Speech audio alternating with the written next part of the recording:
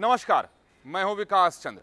लोकसभा चुनाव 2024 की तैयारी में बीजेपी पूरी ताकत से जुटी हुई है। संगठन की तैयारी पार्टी एक तरफ कर रही है, तो दूसरी तरफ चुनाव में अभियान कैसे चले, उसके मुद्दे और एजेंडे क्या हों, उसकी तैयारी पार्टी ने कर रखी है और कर रही है।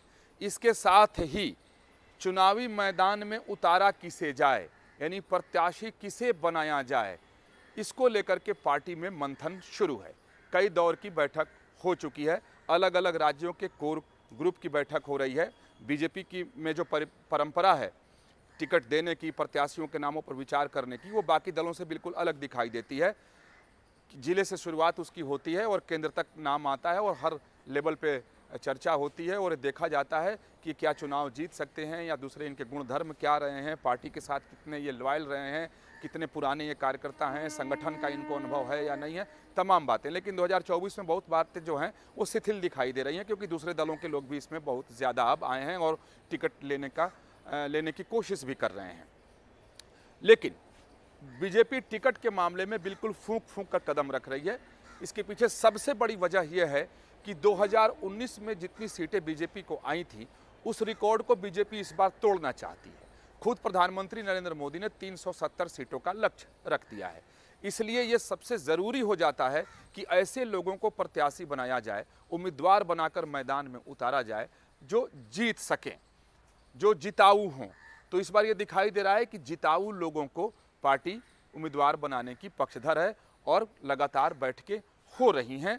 और पिछले कई दिनों से बीजेपी में नामों पर चर्चा करने के लिए, मंथन करने के लिए स्टेट कोर कमेटी की बैठक हो रही है, केंद्रीय नेताओं के साथ बैठक हो रही है। जेपी नड्डा हो, केंद्रीय गृह मंत्री अमित शाह हों या बीजेपी के संगठन महामंत्री वीएल संतोष, अलग अलग राज्यों के अध्यक्षों से, जहां सरकार है वहां के मुख्यमंत्री से, उप मुख्यमंत्री, संगठन मंत्री, प्रदेश अध्यक्ष के साथ बैठकों का दौर जारी है। और जिस तरीके का संकेत प्रधानमंत्री नरेंद्र मोदी ने भारत मंडपम में जब 2 दिवसीय राष्ट्रीय अधिवेशन बीजेपी ने की थी और उसमें जब प्रधानमंत्री बोल रहे थे, जो उन्होंने संकेत दिया कि इस बार सिर्फ कमल ही प्रत्याशी है, तो उसके कई सारे मायने और अर्थ निकाले गए। और जो पिछले कुछ दिनों से, कुछ चुनावों से जो बीजेपी में परंपरा दिखाई दे रही है, खासतौर पर जो मोदी स्टाइल ऑफ पॉलिटिक्स जिसे कहते हैं, यानी मोदी का तरीका जो राजनीति करने का है और खासतौर पर जो चुनावी राजनीति का तरीका है कि बड़े पैमाने पर, चाहे वो विधानसभा के चुनाव हों या लोकसभा के हों, प्रधानमंत्री नरेंद्र मोदी टिकट काट देते हैं। जिस पर भी थोड़ा भी संदेह आता है तो बेरहमी से बीजेपी टिकट काटती है और नए आदमी को, नए प्रत्याशी को टिकट देकर के मैदान में उतार देती है। तो इस बार भी इस बात की पूरी संभावना है कि बड़े पैमाने पर जो इस बार सांसद के तौर पर नजर आ रहे थे, उसमें से बहुत सारे लोगों को तो टिकट ही नहीं मिलेगा, उनके टिकट ही पार्टी काट देगी और सभी इसी बात से डरे और सहमे हुए हैं। इसी दरमियान 2 नामों को लेकर के बहुत चर्चा हो रही है। एक है मेनका गांधी की चर्चा, दूसरे उनके पुत्र सांसद वरुण गांधी की चर्चा कि इनका क्या होगा। क्या वरुण गांधी को फिर से पार्टी टिकट देके मैदान में उतारेगी? क्या मेनका गांधी फिर से प्रत्याशी बनेंगी? क्या माँ बेटे फिर से पीलीभीत और सुल्तानपुर से चुनाव लड़ेंगे और जीतेंगे? जीतने की बात तो दूर है, क्या इस बार टिकट ही नहीं मिलेगी या नहीं मिलेगी, पार्टी टिकट देगी या नहीं देगी? इस बात को लेकर के काफ़ी दिनों से चर्चाएं चल रही हैं और कई तरह की बातें की जा रही हैं और अटकलें भी लगाई जा रही हैं। और अब तक जो बातें सामने आई हैं कि इस बार पार्टी बिल्कुल इस मूड में नहीं है कि वो वरुण गांधी को टिकट दे और मेनका गांधी को टिकट दे। इसके पीछे कई सारी वजह भी हैं, क्योंकि पिछले काफ़ी दिनों से जिस तरीके से वरुण गांधी पार्टी लाइन के खिलाफ जाते हुए नजर आए, चाहे उन्होंने ट्वीट किए हों या बयान दिए हों, किसी मसले पर जब उन्होंने अपने क्षेत्र में प्रेस कॉन्फ्रेंस किए हों तो उसमें जिस तरीके से उन्होंने बातें कहीं और पार्टी के खिलाफ वो सब बातें गईं, तो ऐसी स्थिति में इस बात की संभावना बहुत कम बनती है कि वरुण गांधी को इस बार शायद पार्टी टिकट दे। हालांकि मैंने पहले ही कहा है कि जिताऊ उम्मीदवार पार्टी तलाश रही है कि जो जिताऊ होगा उसी को देंगे। लेकिन जो गतिविधि वरुण गांधी की रही है, उसी तरीके से जैसी गतिविधि मेनका गांधी की रही है कि पार्टी का केंद्रीय कार्यालय है। मेरा व्यक्तिगत अनुभव है कि काफ़ी दिनों से नहीं, पता नहीं कई वर्षों से हमने वरुण गांधी या मेनका गांधी को बीजेपी मुख्यालय में मैंने देखा ही नहीं, किसी नेताओं के साथ उनकी बैठक मैंने देखी ही नहीं। तो इस समय पार्टी के साथ माँ बेटे की दूरी बहुत ज़्यादा है और बताया जा रहा है कि कांग्रेस की तरफ उनका झुकाव बहुत ज़्यादा हो चुका है और राहुल गांधी से, प्रियंका गांधी से, हालांकि वरुण गांधी के परिवार की वजह से संबंध पहले भी बेहतर थे, बिल्कुल राजनीति की धारा अलग थी, लेकिन व्यक्तिगत संबंध उनके पहले भी अच्छे थे। लेकिन अब ये अटकलें लगाई जा रही हैं कि इस बार के लोकसभा चुनाव में वरुण गांधी कांग्रेस का दामन थाम सकते हैं। हो सकता है कि उनकी माताजी मेनका गांधी चुनावी मैदान में नहीं उतरे, वो चुनाव ही न लड़ें, सिर्फ अपने बेटे के लिए प्रचार करें और वरुण गांधी चुनावी मैदान में उतरें। लेकिन सवाल फिर वही है कि क्या बीजेपी का टिकट मिलेगा? बीजेपी इन दोनों लोगों को उम्मीदवार बनाने जा रही है, तो इस बात पर अभी पार्टी की तरफ से भी पर्दा है, क्योंकि पार्टी में तैयारी ही चल रही है, किसी नाम पर विचार नहीं हुआ है। अभी तक जो विचार किए गए हैं उन सीटों पर पार्टी विचार कर रही है जो 2014 और 2019 के लोकसभा चुनाव में पार्टी जो सीट हार गई थी, जहां बीजेपी की स्थिति कमजोर है। उसमें दक्षिण भारत की ज़्यादा सीटें हैं और उत्तर भारत की, चाहे यूपी की भी हैं, बिहार की भी हैं, पश्चिम बंगाल की भी हैं, झारखंड की भी हैं, उड़ीसा की भी हैं।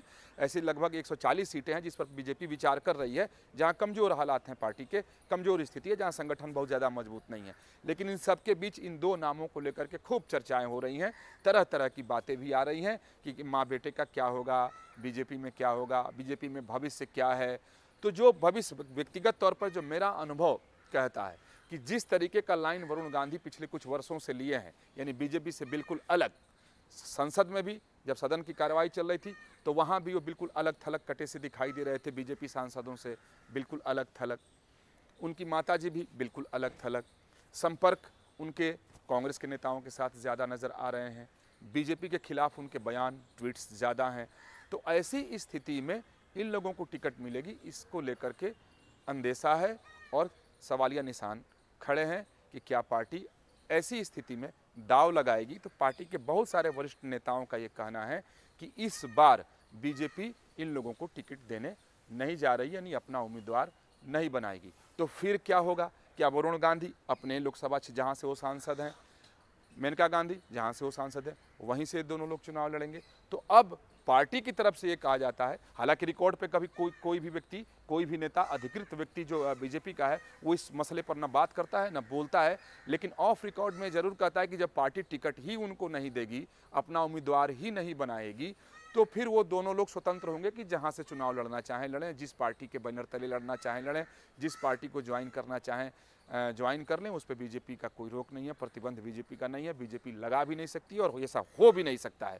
तो अभी वरुण गांधी और मेनका गांधी के भविष्य को लेकर के असमंजस की स्थिति दिखाई देती है।